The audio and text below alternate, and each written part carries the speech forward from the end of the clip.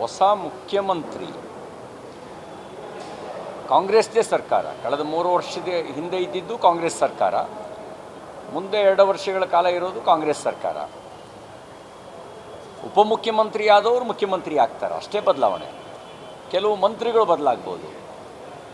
ನೀತಿ ಬದಲಾಗುತ್ತಾ? ಕಾಂಗ್ರೆಸ್ ನೀತಿ ಭ್ರಷ್ಟಾಚಾರ ಮುಕ್ತ ಆಡಳಿತ ಕೊಡುವ ವಿಶ್ವಾಸ ಇದೆಯಾ? 60% ಇದ್ದಿದ್ದು 80%ಗೆ ಹೋಗ್ಬೋದು ಭ್ರಷ್ಟಾಚಾರ. ಇನ್ನೊಂದಷ್ಟು ಸರ್ಚಾರ್ಜ್ಗಳು ಸೇರ್ಕೋಬೋದು. ಈಗಿರುವ ಭ್ರಷ್ಟಾಚಾರದ ಜೊತೆಗೆ ಇನ್ನಷ್ಟು ಅಡಿಷನಲ್ ಅದಕ್ಕೆ ಆ್ಯಡ್ ಆಗ್ಬೋದು. ಮಂತ್ರಿಗಳು ಕೆಲವರು ಮಾಜಿಯಾಗಿ ಕೆಲವರು ಹಾಲಿ ಆಗ್ಬೋದು. ಆದರೆ ಸರ್ಕಾರದ ನೀತಿ ಬದಲಾಗುತ್ತಾ? ಅದೇ ತುಷ್ಟೀಕರಣ ನೀತಿ ಮುಂದುವರಿಯುತ್ತೆ, ಭ್ರಷ್ಟಾಚಾರ ಚರಮ ಸೀಮೆಗೆ ತಲುಪುತ್ತೆ, ಜನಾಕ್ರೋಶ, ಅದ್ರ ಜೊತೆಗೆ ಕಾಂಗ್ರೆಸ್ನ ಆಂತರಿಕ ಬೇಗುದಿ, ಇದು ಕೂಡ ಒಟ್ಟು ಕೂಡಿಕೊಂಡು ಒಂದು ರೀತಿಯಲ್ಲಿ ರಾಜಗದ್ದಿಗೆ, ಅದು ಮುಳ್ಳಿನ ಗದ್ದಿಗೆ ಆಗತ್ತೆ. ರಾಜಗದ್ದಿಗೆಯಲ್ಲಿ ಕೂತವರು ಅವರು ನೆಮ್ಮದಿಲಿರೋಕ್ಕಾಗಲ್ಲ, ರಾಜ್ಯದ ಜನರನ್ನು ನೆಮ್ಮದಿಯಲ್ಲಿ ಇಡೋಕ್ಕಾಗದೇ ಇರುವಂಥ ಪರಿಸ್ಥಿತಿ ಬರುತ್ತೆ ಅಂತ ಅನಿಸುತ್ತೆ. ಇನ್ನು ಹೊಸ ಹುಮ್ಮಸ್ಸಿನೊಂದಿಗೆ, ಹಳೆಯ ಅನುಭವದೊಂದಿಗೆ ಅಧಿಕಾರದ ಚುಕ್ಕಾಣಿಯ ಹಿಡಿಲಿಕ್ಕೆ ಹೊರಟಿರ್ತಕ್ಕಂಥವರಿಗೆ ರಾಜ್ಯಕ್ಕೆ ಒಳ್ಳೇದು ಮಾಡುವ ದೃಷ್ಟಿ ಕೊಡಲಿ ಅಂತ ನಾವು ದೇವರಲ್ಲಿ ಪ್ರಾರ್ಥನೆ ಮಾಡ್ತೀವಿ. ಇಲ್ಲದೇ ಇರೋದು ಉಳಿದಿದ್ದೆಲ್ಲ ಕ್ಷಮತೆ ಇದೆ. ರಾಜ್ಯಕ್ಕೆ ಒಳ್ಳೇದು ಮಾಡುವ ದೃಷ್ಟಿ ಒಂದು ಬಂದುಬಿಟ್ರೆ ಉಳಿದಿದ್ದೆಲ್ಲ ಕೆಪಾಸಿಟಿ ಇದೆ. ಆ ದೃಷ್ಟಿ ಇಲ್ಲದೆ ಹೋಗ್ಬಿಟ್ರೆ ಮತ್ತು ಇದೇ ಪರಿಸ್ಥಿತಿ ಮುಂದುವರಿಯುತ್ತೆ. ಸಚಿವರಾದವ್ರು ಹೇಗಿರಬೇಕು ಅನ್ನೋದು ಸರ್, ಯಾಕಂತಂದರೆ ಈವರೆಗೂ 3 ವರ್ಷ ಯಾರು ಕೂಡ ಜನರ ಸಮಸ್ಯೆ ಕೇಳಿಲ್ಲ, ಅಲ್ಲಿ ಹೋಗಿಲ್ಲ, ಈ ಥರದ ಆರೋಪಗಳಿದ್ದಾವೆ. ಕೆಲವರು ವಿವಾದಗಳ ಕಾರಣಕ್ಕೆ ನಾವಿದ್ದೀವಿ ಅಂತ ತೋರಿಸಿದ್ರು, ಕೆಲವರು ಇದ್ದು ಇಲ್ಲದಂತೆ ಇದ್ದರು. ಇನ್ನು ಕೆಲವರು ಎಲ್ಲ ವಿಷಯಕ್ಕೂ ಗೊತ್ತಿಲ್ಲ ಗೊತ್ತಿಲ್ಲ ಗೊತ್ತಿಲ್ಲ ಅನ್ನುವಂಥ ಉತ್ತರವನ್ನೇ ಕೊಟ್ಕೊಂಡಿದ್ರು. ನನಗೇನೋ ಭಾಳ ದೊಡ್ಡ ಕ್ರಾಂತಿಕಾರಿ ಬದಲಾವಣೆ ಆಗುತ್ತೆ ಅನ್ನುವ ನಿರೀಕ್ಷೆ ನನಗಂತೂ ಇಲ್ಲ. ನಿರೀಕ್ಷೆ ಇಟ್ಕೊಂಡಿರೋರು ಕಾದು ನೋಡಿ ಅಂತ ಅಷ್ಟೇ ನಾನು ಹೇಳಕ್ಕೆ ಬಯಸ್ತೇನೆ. ರಾಜ್ಯದ ಹಿತಕ್ಕಾಗಿ ಕೆಲಸ ಮಾಡೋದಾಗಿದ್ದರೆ ಕಳೆದ 3 ವರ್ಷದಲ್ಲೇ ಅದು ಕಾಣಬೇಕಾಗಿತ್ತು. 3 ವರ್ಷದಲ್ಲಿ ಕಾಣದೇ ಇರೋದು ಇನ್ನೆರಡು ವರ್ಷದಲ್ಲಿ ಏನು ಕಾಣುತ್ತೆ? ಚುನಾವಣೆ ವರ್ಷ ಆಗಿರೋದ್ರಿಂದಾಗಿ ಇನ್ನಷ್ಟು ಓಲೈಕೆ ರಾಜಕಾರಣ, ಮೂಗಿಗೆ ಮೊಳಕೈಗೆ ತುಪ್ಪ ಸವರೋದು, ಇದು ಜಾಸ್ತಿ ಆಗ್ಬೋದು. ಮಾನ್ಯ ನಿಯೋಜಿತ ಮುಖ್ಯಮಂತ್ರಿ ಡಿ ಕೆ ಶಿವಕುಮಾರ್ ಅವರ ಸ್ವಭಾವಕ್ಕೆ ಮೂಗಿಗೆ ಮೊಳಕೈಗೆ ತುಪ್ಪ ಸವರೋದು ಸ್ವಲ್ಪ ವಿರುದ್ಧ.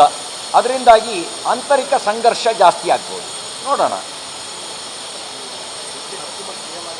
ಬಿಜೆಪಿ ಪಾಳೆಯದಲ್ಲಿ ಏನಾಗ್ತದೆ ಅಂದರೆ ಅವರಿಗೆ ಹೋರಾಡೋಕ್ಕಾಗುತ್ತಾ? ನೋಡಿ, ಹೊಂದಾಣಿಕೆ ಏನಾದರೂ ಕೆಲವೊಂದು ಸಾಮಾಜಿಕ ಜಾಲತಾಣ ಚರ್ಚೆ ಆಗ್ತಿರೋದು ಅಂತಂದರೆ ವಿಜೇಂದ್ರ ಅವರು ಮತ್ತು ಡಿ ಕೆ ಶಿವಕುಮಾರ್ ಅವರು ಹೊಂದಾಣಿದ್ದಾರೆ, ಸೊ ಅವ್ರ ಜೊತೆ ಹೋರಾಡಲ್ಲ, ಈ ಥರದೊಂದಷ್ಟು ಚರ್ಚೆ ಆಗ್ತಿರೋದು. ನಾವು ಕಾಂಗ್ರೆಸ್ ನೀತಿಯ ವಿರುದ್ಧ ಹೋರಾಟ ಮಾಡ್ತಾ ಬಂದಿದ್ದೇವೆ. ಕಾಂಗ್ರೆಸ್ ನೀತಿಯ ವಿರುದ್ಧ ಹೋರಾಟವನ್ನು ಮುಂದುವರಿಸ್ತೇವೆ. ಇಲ್ಲಿ ವೈಯಕ್ತಿಕ ಸಂಘರ್ಷದ ಪ್ರಶ್ನೆ ಬರಲ್ಲ, ವೈಯಕ್ತಿಕ ಸ್ನೇಹದ ಪ್ರಶ್ನೆಯೂ ಬರಲ್ಲ. ದಂಡಿನಲ್ಲಿ ಸೋದರ ಮಾವ ಸಂಬಂಧ ಇಟ್ಕೊಂಡು ಯುದ್ಧ ಮಾಡೋಕ್ಕಾಗಲ್ಲ. ಹಾಗಾಗಿ ವೈಯಕ್ತಿಕ ಸ್ನೇಹ ಅದು ವೈಯಕ್ತಿಕ ವಿಚಾರಕ್ಕೆ ಮಾತ್ರ. ರಾಜಕೀಯ ಪ್ರಶ್ನೆ ಬಂದಾಗ ಅವ್ರು ಕಾಂಗ್ರೆಸ್ಸು, ನಾವು ಬಿ ಜೆ ಪಿ. ಇಷ್ಟಾದ ಮೇಲೆ ರಾಜ್ಯದ ಹಿತಕ್ಕಾಗಿ ಒಳ್ಳೆ ಕೆಲಸ ಮಾಡಿದ್ರೆ ಅದನ್ನು ನಾವು ಅಭಿನಂದಿಸ್ತೀವಿ, ಬೆಂತಟ್ತೀವಿ, ಬೆಂಬಲ ಕೊಡ್ತೀವಿ. ರಾಜ್ಯದ ಹಿತವನ್ನು ಕಡೆಗಣಿಸಿ ರಾಜಕಾರಣ ಮಾಡಿದ್ರೆ ಅದು ವಿರೋಧಿಸ್ತೀವಿ, ಹೋರಾಟ ಮಾಡ್ತೀವಿ. ಯಾರ ಮುಲಾಜು ನೋಡದೆ ಹೋರಾಟ ಮಾಡ್ತೀವಿ. ಅಕಸ್ಮಾತ್ ಯಾರಾದರೂ ಹೋರಾಟ ಮಾಡದೇ ಇದ್ದರೆ ರಾಜಕಾರಣದಲ್ಲಿ ಆ ಹೋರಾಟ ಮಾಡದೇ ಇರೋರು ಸಂದರ್ಭದ ಉಪಯೋಗ ಮಾಡ್ಕೊಳ್ದೇ ಇರೋ ಕಾರಣಕ್ಕೆ ಕಳೆದು ಹೋಗ್ತಾರೆ. ಹೋರಾಟ ಮಾಡೋರು ಮುನ್ನೆಲೆಗೆ ಬರ್ತಾರೆ. ಹಾಗಾಗಿ ಕಾಂಗ್ರೆಸ್ ನೀತಿಯ ವಿರುದ್ಧ ನಮ್ಮ ನಿಲುವುಗಳಿರ್ತವೆ. ಸರ್ಕಾರ ತೆಗೆದುಕೊಳ್ಳುವ ನಿರ್ಣಯ ಜನಪರವಾಗಿದ್ದರೆ ನಾವು ಬೆಂಬಲಿಸ್ತೇವೆ. ರಾಜ್ಯದ ಹಿತ ಕಾಯ್ತಾ ಇದ್ದರೆ ಬೆಂಬಲಿಸ್ತೇವೆ. ರಾಷ್ಟ್ರದ ಹಿತಕ್ಕೆ ಪೂರಕವಾಗಿದ್ದರೆ ಬೆಂಬಲಿಸ್ತೇವೆ. ಅದಕ್ಕೆ ವಿರುದ್ಧವಾಗಿದ್ದರೆ, ಭ್ರಷ್ಟಾಚಾರ ಮುಂದುವರೆದ್ರೆ ಹೋರಾಟ ಮಾಡ್ತೇವೆ. ಸ್ವಜನ ಪಕ್ಷಪಾತ ಇದ್ದರೆ ಹೋರಾಟ ಮಾಡ್ತೇವೆ. ಆರಂಭದ ದಿನಗಳು ಹೇಗಿರುತ್ತೋ ಅನ್ನೋದು ಗೊತ್ತಿಲ್ಲ. ಆದರೆ ಹಿಂದಿನ ಟ್ರ್ಯಾಕ್ ರೆಕಾರ್ಡು ಭಾಳ ಕೆಟ್ಟದಿದೆ ಕಾಂಗ್ರೆಸ್ಸಿಂದು. ಇತ್ತೀಚೆಗೆ 39,000 ಕೋಟಿ ರೂಪಾಯಿ ಕಸದ್ದು ಕೂಡ ಒಂದು ಚರ್ಚೆ ಆಗ್ತಾಯಿದೆ. ಬ್ಲಾಕ್ ಲಿಸ್ಟಲ್ಲಿ ಒಳಗಾಗಿರ್ತಕ್ಕಂಥ ಕಂಪನಿಗಳಿಗೆ 39,000 ಕೋಟಿ ರೂಪಾಯಿನ ಕಸದ ವಿಲೇವಾರಿಯ ಗುತ್ತಿಗೆಯನ್ನು ಕೊಡ್ತಾ ಇದ್ದಾರೆ ಅನ್ನೋದು ಒಂದು ದೊಡ್ಡ ಚರ್ಚೆ ವಿಷಯ. ಅದರ ಮಾಹಿತಿ ಕಲೆಕ್ಟ್ ಮಾಡ್ತಾಯಿದ್ದೀವಿ. ಆ ಮಾಹಿತಿಯ ಜೊತೆಗೆ ವಿಧಾನಸಭೆ ಮತ್ತು ವಿಧಾನ ಪರಿಷತ್ನಲ್ಲಿ ಭ್ರಷ್ಟಾಚಾರದ ವಿರುದ್ಧ ನಮ್ಮ ಹೋರಾಟವನ್ನು ಮುಂದುವರಿಸ್ತೇವೆ.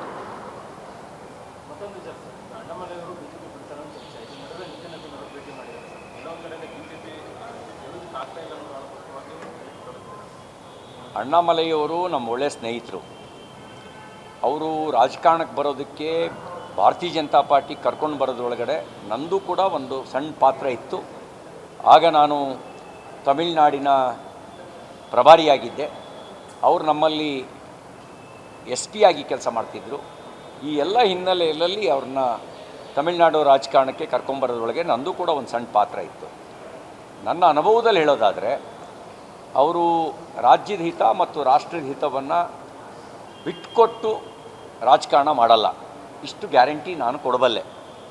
ಇನ್ನು ಪಕ್ಷಕ್ಕೆ ಕುರಿತಾಗಿ ನಾವು ಅಪೇಕ್ಷೆ ಪಡ್ತೀವಿ, ಪಕ್ಷನಿಷ್ಠೆ ಪರಿಶ್ರಮ ತಡವಾಗಿಯಾದರೂ ಫಲಿತಾಂಶ ಕೊಡುತ್ತೆ. ತಕ್ಷಣ ಕೆಲವು ರಾಜ್ಯಗಳಲ್ಲಿ ತಕ್ಷಣದ ಫಲಿತಾಂಶ ಕೊಟ್ಟರೆ, ಕೆಲವು ರಾಜ್ಯಗಳಲ್ಲಿ ತಡವಾಗಿ ಫಲಿತಾಂಶವನ್ನು ಕೊಡುತ್ತೆ. ಕಾಯುವ ತಾಳ್ಮೆ ಇರಬೇಕು. ನಾನು ಇದಕ್ಕಿಂತ ಹೆಚ್ಚಿಗೆ ಏನೂ ಹೇಳೋಕ್ಕಾಗಲ್ಲ. ಇನ್ನು ಅವ್ರ ಬಗ್ಗೆ ನೀವು ಕೇಳ್ತಿರೋ ಪ್ರಶ್ನೆ ಈಗ ಊಹಾಪೋಹದ ಮೇಲೆ ಕೇಳ್ತಾ ಇದ್ದೀರಿ, ಕಾದು ನೋಡುವ. ಆದರೆ ಒಂದು ವಿಶ್ವಾಸ ಇದೆ, ವ್ಯಕ್ತಿಗತವಾಗಿ ಅವರು ಒಳ್ಳೆ ಮನುಷ್ಯ ಮತ್ತು ರಾಷ್ಟ್ರ ಮತ್ತು ರಾಜ್ಯದ ಹಿತವನ್ನು ಕಡೆಗಣಿಸಿ ಅವರು ರಾಜಕಾರಣ ಮಾಡಲ್ಲ, ಅಷ್ಟು ಗ್ಯಾರಂಟಿ ಕೊಡಬಲ್ಲ.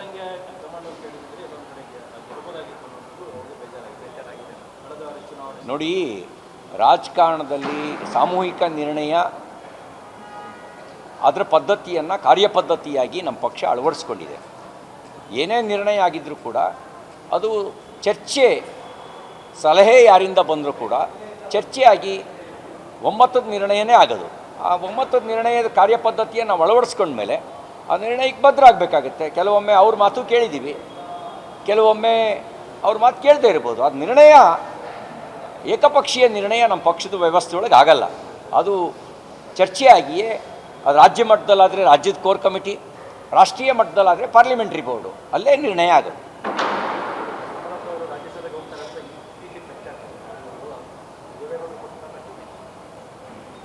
ದೇವೇಗೌಡರು ರಾಜ್ಯ ಮತ್ತು ರಾಷ್ಟ್ರದ ಹಿರಿಯ ಮುತ್ಸದ್ದಿ ನಾಯಕರು. ಅವ್ರ ಬಗ್ಗೆ ಅಭಿಪ್ರಾಯವನ್ನು ನಾವು ಹೇಳುವ ಕೆಲಸ ಮಾಡಲ್ಲ, ಅದು ರಾಷ್ಟ್ರೀಯ ಮಟ್ಟದಲ್ಲೇ ತೀರ್ಮಾನ ಆಗುತ್ತೆ. ಇನ್ನು ನಮ್ಮ ಪಕ್ಷದಲ್ಲಿ ರಾಜ್ಯಸಭೆಗೆ ಹೆಸರು ಪ್ರಸ್ತಾವನೆ ಕಳಿಸೋದಕ್ಕೆ ಸೂಚನೆ ಬಂದಿತ್ತು. ಅದರಂತೆ ನಾವು ಚರ್ಚೆ ನಡೆಸಿ ರಾಜ್ಯದಿಂದ ಹಲವಾರು ಹೆಸರುಗಳನ್ನು ಕಳಿಸಿದ್ದೇವೆ. ಅದರೊಳಗಡೆ ಯಾರಿಗೆ ಮಾಡ್ತಾರೆ ಅನ್ನೋದು ಪಾರ್ಲಿಮೆಂಟ್ರಿ ಬೋರ್ಡಿಗೆ ಬಿಟ್ಟಿದ್ದು. ನಾವು ರಾಜ್ಯಸಭೆಗೆ ಒಂದು 5-6 ಹೆಸರುಗಳನ್ನು, ವಿಧಾನ ಪರಿಷತ್ತಿಗೆ 10ಕ್ಕೂ ಹೆಸರುಗಳನ್ನು ನಾವು ಇಲ್ಲಿಂದ ರೆಕಮೆಂಡ್ ಮಾಡಿದ್ದೇವೆ. ಅದರೊಳಗಡೆ ಪ್ರದೇಶವಾರು, ಸಾಮಾಜಿಕ ನ್ಯಾಯಕ್ಕೆ ಆದ್ಯತೆ ಕೊಟ್ಟು, ಅನುಭವ, ಹಿರಿತನ, ಈ ರೀತಿ ಎಲ್ಲ ಕ್ರೋಢೀಕರಿಸಿ ನಮ್ಮ ಅಭಿಪ್ರಾಯವನ್ನು ಪಾರ್ಲಿಮೆಂಟ್ರಿ ಬೋರ್ಡಿಗೆ ಕಳಿಸಿದ್ದೇವೆ. ಅಲ್ಲಿ ಯಾರಿಗೆ ತೀರ್ಮಾನ ಮಾಡ್ತಾರೋ ಅವರಿಗೆ. ನಾನು ಅದನ್ನು ಚರ್ಚೆ ಮಾಡೋಕ್ಕೆ ಬಯಸೋದಿಲ್ಲ, ಅದು ನಮ್ಮ ಪದ್ಧತಿಯೂ ಅಲ್ಲ. ಹಲವಾರು ಹೆಸರು ಕಳಿಸಿದ್ದೀವಿ. 4ನೇ ತಾರೀಕು ಸರ್ RCB ಕಾಲ್ತುಳಿತ ಆಗಿ 1 ವರ್ಷ ಆಗ್ತಾ ಇದೆ.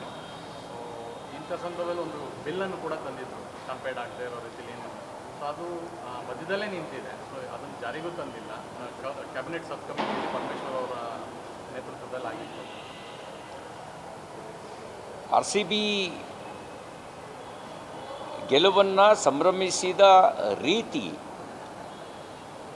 ಅದು ದುರಂತಕ್ಕೆ ಕಾರಣ ಆಯಿತು. ಗೆಲುವಿನ ಕ್ರೆಡಿಟ್ಟು ಪಡಿಬೇಕು ಅನ್ನುವಂಥ ಹಪಾಹಪಿತನ ಅಮಾಯಕರ ಸಾವಿಗೆ ಕಾರಣ ಆಯಿತು. ಅಂಥದ್ದು ಮರುಕಳಿಸ್ಬಾರ್ದು. ಆ ಎಚ್ಚರದಲ್ಲಿ ನಾವಿರಬೇಕು. ಕ್ರೀಡೆಯನ್ನು ಕ್ರೀಡಾ ಸ್ಫೂರ್ತಿಯಿಂದಷ್ಟೇ ನೋಡಬೇಕು. ಅದು ಬಹುಶಃ ಈ ಕಾರಣಕ್ಕೆ ಇರಬೇಕು. ಹಳೆ ಗಾದೆ ಮಾತು ಹುಟ್ಟಿರೋದು, ಯಾವುದೂ ಅತಿ ಆಗಬಾರ್ದು ಅಂತ. ಅತಿಯಾದರೆ ಅಮೃತವು ವಿಷ ಆಗತ್ತೆ. ಯಾವುದೂ ಅತಿ ಆಗಬಾರ್ದು.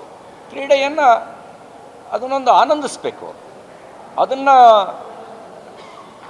ರಾಜ್ಯದ ಗೆಲುವು ಅಂತ ಯೋಚಿಸಿದ್ದೇ ಒಂದು ವಿಪರ್ಯಾಸ, ಒಂದು ದುರಂತ.